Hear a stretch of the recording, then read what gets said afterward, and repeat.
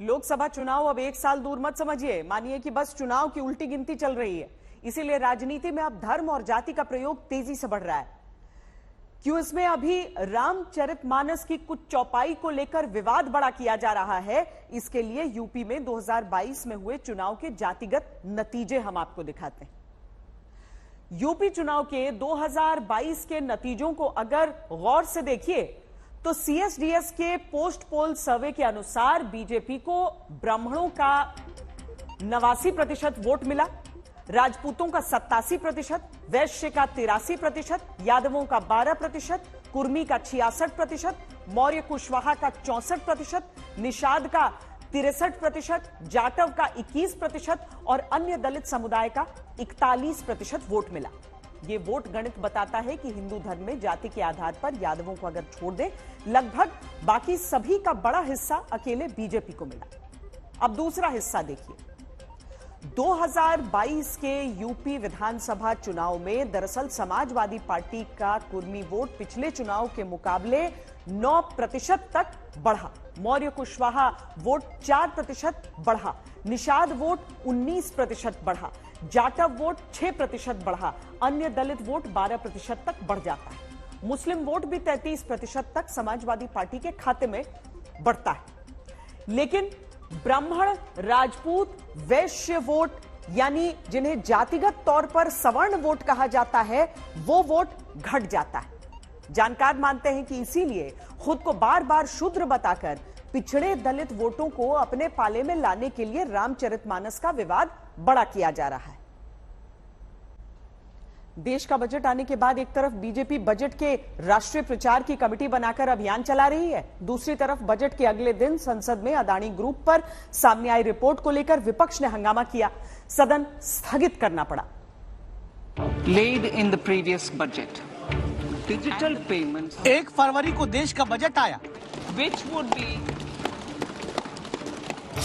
और 2 फरवरी को संसद में अदानी ग्रुप पर हिंडनबर्ग की रिपोर्ट पर हंगामा, सदन स्थगित हो गया। बिना तथ्यों के कोई बात नहीं करना, प्लीज जाइए, अपने जोन पे जाइए। माननीय सदस्यगण, मैं पुनः आपसे आग्रह करता हूं, आप अपनी अपनी सीट पर जाकर बैठें। सदन की कार्रवाई आज 2 बजे तक के लिए स्थगित की जाती है। सभा की कार्यवाही कल शुक्रवार दिनांक 3 फरवरी 2023 को प्रातः 11 बजे तक के लिए स्थगित की जाती है।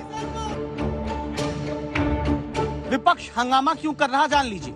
अदानी के मुद्दे पर विपक्ष की पहली मांग कि संसद में चर्चा हो, जांच के लिए जेपीसी यानी संयुक्त संसदीय कमेटी का गठन हो या फिर सुप्रीम कोर्ट की कमेटी की निगरानी में जांच करके कार्रवाई हो। विपक्ष की दलील ये कि हमारा विरोध किसी व्यक्ति से नहीं, बल्कि चिंता अदानी ग्रुप में लगा हुआ LIC, SBI और पंजाब नेशनल बैंक का पैसा है, जो पैसा जनता का है। जो आज करोड़ों लोगों का पैसा LIC में है, एक जिसको बहुत ही रेप्यूटेड इंस्टीट्यूशन है और सभी लोग, करोड़ों लोग उसमें इन्वेस्टमेंट करते हैं, पॉलिसी लेते हैं, बच्चों के पढ़ाई के साथ और लाइफ इंश्योरेंस भी करवा लेते हैं। तो ऐसे करोड़ों लोगों से संबंधित इंस्टीट्यूशन का पैसा आज बर्बाद हो रहा है।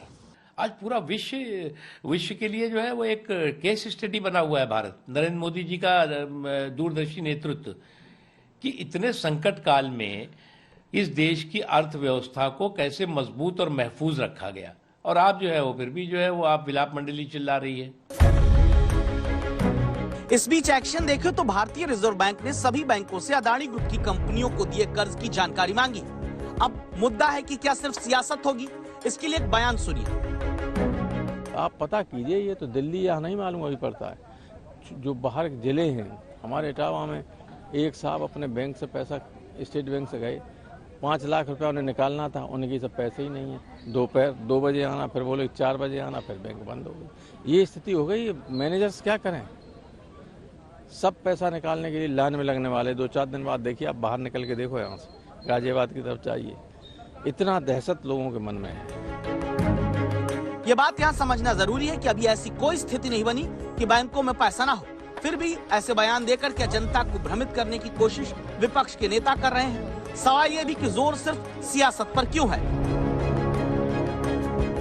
एक तरफ विपक्ष की बैठक जो अदानी विवाद में सरकार को सदन में घेरने के लिए रणनीति बनाती है, दूसरी तरफ बजट में लिए गए फैसलों के प्रचार के लिए बीजेपी में मंत्रियों की 3 कमेटी बना दी गई।